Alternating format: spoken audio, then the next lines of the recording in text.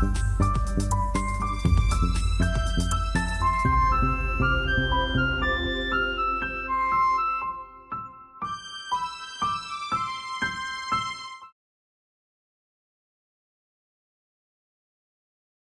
everyone, and welcome to Put Me On, where it's college and corporate. I have with me Audrey, who is a superstar in her own right, but I will let her introduce herself. Audrey, do you mind introducing yourself to everyone who's watching and just share one fun thing that people might not know about you? Yeah, sure. Also, thank you so much for inviting me to be on your show. Um, super excited to be here. So, my name is Audrey Chen. I'm an engineering student and content creator. Um, I share advice about hackathons, and I also have a big background in attending and winning hackathons myself. That's exciting. So, Mhm. outside of tech, what do you do for fun? What is one thing you do for fun outside of tech? One fun thing that I do is I actually have a side career as a musician on Spotify. Yeah. So exciting. I Mhm. saw you had like 15K streams or something like that. Or am I wrong?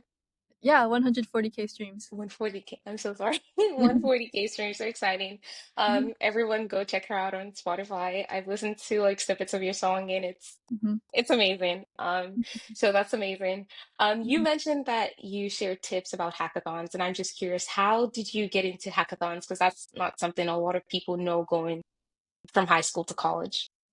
Yeah, that's a good question. I got into hackathons at my university hackathon. That was the first hackathon I ever participated in. Um, yeah, I was just super curious about developing projects. Yeah, just that curiosity is what got me in. And since then, you've done a number of hackathons. I believe if I remember the number correctly, you've won 21 so far. Is that Yes. accurate? That's so Mhm. exciting. And as someone who has done so many hackathons and won so many hackathons, what are five things you think someone who's new to hackathons should do? What are five things that a newbie should do? Yeah, that's a good question too. I think five things that a newbie to hackathon should do are number one, come in with a few ideas. Um, Definitely brainstorm before the hackathon versus instead of going to the hackathon first. I mean, thinking of the idea at the hackathon. It's Yeah. really cool um, to have some ideas to consider. And I mean, sometimes the idea does like come to you during the hackathon, but it's Hmm. great to have those ideas in the bag. Another tip is always record a demo video. Whether it's like an online hackathon or not online, or if a video is required or not, it helps you if you have like footage of your app working in case it crashes. True. And then a third tip would be to plan out your technical development in sprints. So um, I split my technical development into three steps or three sprints over the course of 24 hours or whatever span the hackathon is. The first sprint is prioritizing three technical features um, and making sure those are flawless, and then uh, enhancing the user experience, and then Hmm. working on the final like framing of the demo. The demo is very That makes important. Like, sense. Hmm. yeah, hackathons, being good at pitching and knowing exactly what you're pitching is super helpful towards getting a win. The fourth tip to beginners would be t- um, to when you're looking for teammates, don't look for them based on their titles or what internships or their prestige. Look based on the projects they build. Well, that's a Instead of cool one. yeah. If they go to a top school like an Ivy League, that's cool and all, but sometimes it doesn't exactly correlate to how good they are at building projects in a short span of time. That is so So true. Hmm. yeah, which is also helpful, I guess, if because you know that you don't have to have a big name in order to be successful in hackathons. The fifth tip is to genuinely persevere and go in with the mindset saying that it's like that the internet is infinite, aka every problem can be solved. If you are very confident in the idea that anything can be solved, it usually ends up like helping you unconsciously solve problems um, because you have that belief in yourself. and No, that's that fine. is that is so good. That is so good. That's such a good tip. Like feeling like, there's not like this one problem or the theme of the hackathon is like unhackable. Because Mhm. as someone who's organized one hackathon myself, like I've seen people coming in there like everything has been done. Like people are already doing everything, but like there's so much more that can be done. So that's actually such a really good tip. And you mentioned like sprints and UX, user experience. And these are things that are very important for corporate. So I'm just curious, how would you say participating in hackathons, how have those helped you as a student who's trying to get into corporate? I mean, you're already into corporate, but like, say I'm a student, I'm like, is this worth it, for my future? How would you say it has helped you personally? Yeah, hackathons were very integral in helping me secure internships. Um, First of all, at hackathons, they actually have recruiters at the hackathon, like fast tracking students into their processes. Like for one example is Bloomberg. Bloomberg was at UPenn's hackathon, and they like fast tracked all the applicants that just scanned their QR code. It was crazy. Um, Wow. yeah. Another part is for behavioral interviews. When you talk about projects, hackathon projects are amazing. Even if you haven't won an award, just mentioning that you worked with continuous integration, like with a team, is helpful. And yeah, it really helps for big tech in showcasing that you're actually passionate about programming. Yeah, that's so true. I have a friend, like you said, even if you didn't win any award, I had a friend who worked on a project at a hackathon, posted about it on LinkedIn, and Mhm. people were like, "Hey, can you come and speak with us?" And I was like, "Oh my God, that's so cool!" And that's before he even spoke about winning a prize or anything. So that's Mhm. really exciting. And I've seen you worked on a couple of tools, and a couple of projects, Mhm. outside of hackathons. One that I saw your name on was Recracked, which is Mhm. like this platform to find so many hackathons. But Mhm. right now you're building another platform called Mhm.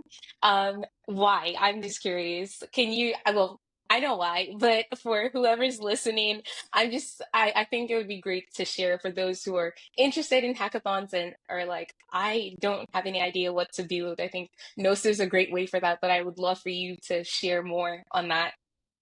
Yeah, thank you so much for leading into that. Yeah, Nosu is one of the passion projects I'm doing outside of hackathons. The reason why I started doing it with my co-founder Aiden is because in my Instagram comments, there are a ton of like almost 2,000 comments across different videos about students saying, "How do I come up with a hackathon idea? I don't even know how to start." And I know that ideas are usually the first step. I saw people at hackathons using ChatGPT and coming up with uninspiring ideas. So I just wanted to create the app to actually play on actual hackathon ideas and allow you a more organized way to save them. Um, but one big thing is that Nosu should not be the default thing that you use. You should definitely brainstorm ahead. That's the best way to authentically come up with ideas. Absolutely. Yeah. But yeah, I think it's a good entry point for beginners who just really do not know where they're going to start. And speaking of Nosu, you're building a startup from scratch. What are three things that you've learned building this startup? What are some things, some curveballs that you were like, oh my God, didn't expect that one. Just building a startup. I think three things I learned were one, how much connecting with people is important. Not only your community, but people who have learned more in the startup world than you. So currently, I'm like outreaching to like 200 other startup founders, trying to just learn more from them. There's so much I don't know about the startup sphere. It's some skills from the hackathons were transferable, like pitching, but Mhm. otherwise, it's a little bit of an unknown field, and I'm still Mhm. trying to navigate through it. I think the second thing that I learned was co-founder relationships are actually very important. Perhaps the most important thing. Startups usually don't fail because of like financial issues. They usually fail because founders aren't able to. They don't have the emotional runway anymore. So that's one thing I learned. Um, so yeah, my co-founder and I are prioritizing our co-founder relationship a lot.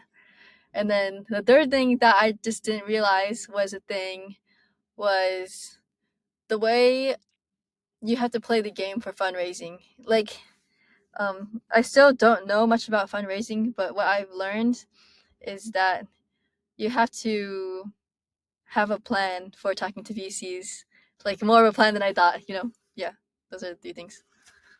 No, those are very key. And you mentioned community. I just wanted to because I know there are people who are probably interested in everything you're doing. I just wanted to take a second. Could you just share for those who are looking for community and people who have gone ahead, you being one of them, who are very new to the space, where can they find you if they're interested? Yeah, they can find me on the Discord server.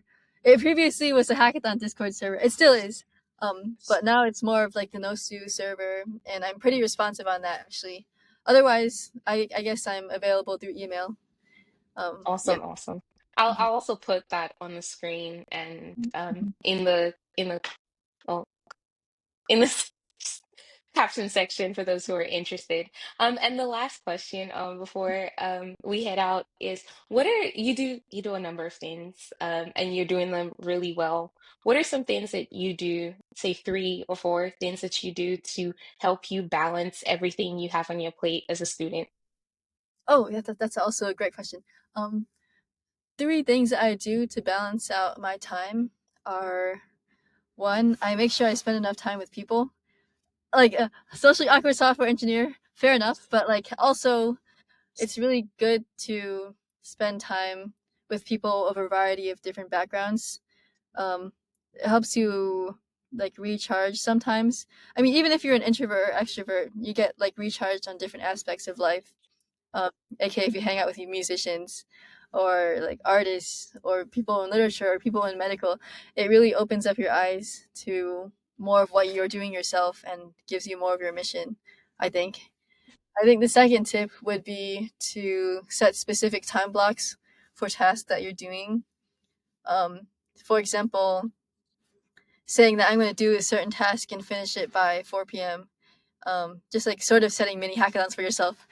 And then Pretty much. pretty much. And then the third tip would be, I think this is more of like a blunt take, but it's sometimes your time really is finite and you aren't able to do everything all at once. So I think recognizing the trade offs and still pushing forward to doing something you deem more important is something you'll have to face. And if you suffer in one area, like GPA, or you suffer in another area, like being able to travel to conferences, um, I think it's whatever you prioritize. And life um, sometimes does not give you everything, but you are able to find something that you can really go towards, and it's okay to put your all into it. Oh my God, that is so good. Mhm. That is so me. Me in my junior year would have, well, me in my sophomore year would have benefited from that because I came to Aw. this point in junior year where I was like doing so much and I was burnt out and I had to go meet my research professor and I was like, Uh-huh, uh-huh. okay, I need to pause and it's okay to do that as well. So that's very exciting.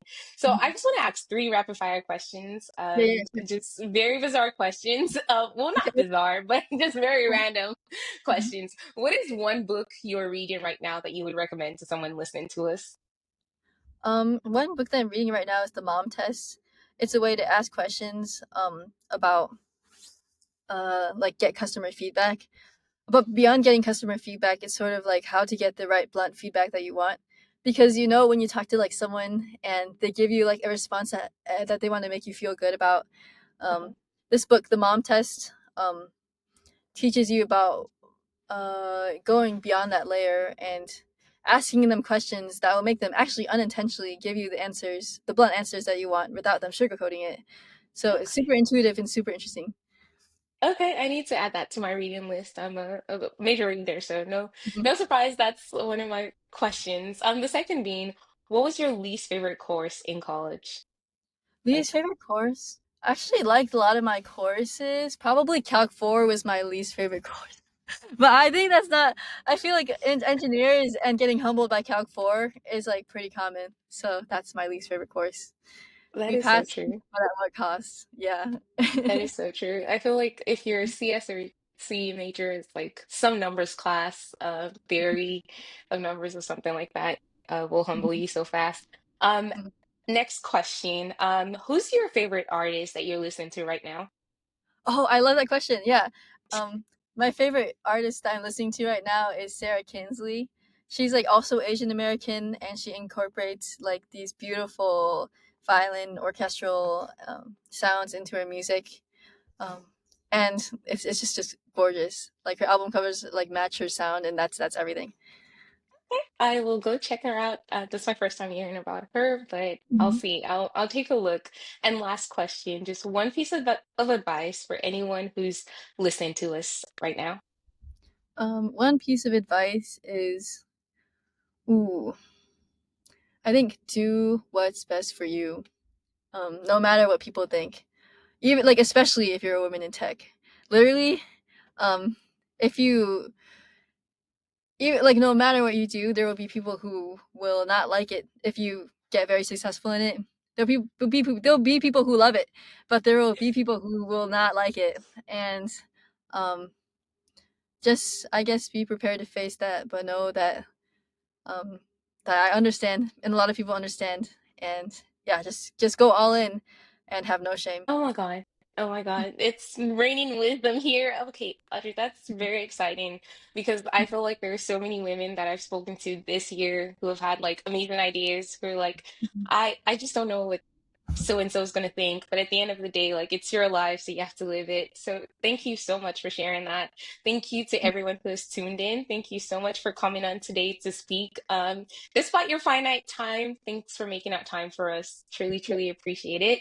And we wish you the very best. I'm sure everyone who's listening will probably go check out Nosu.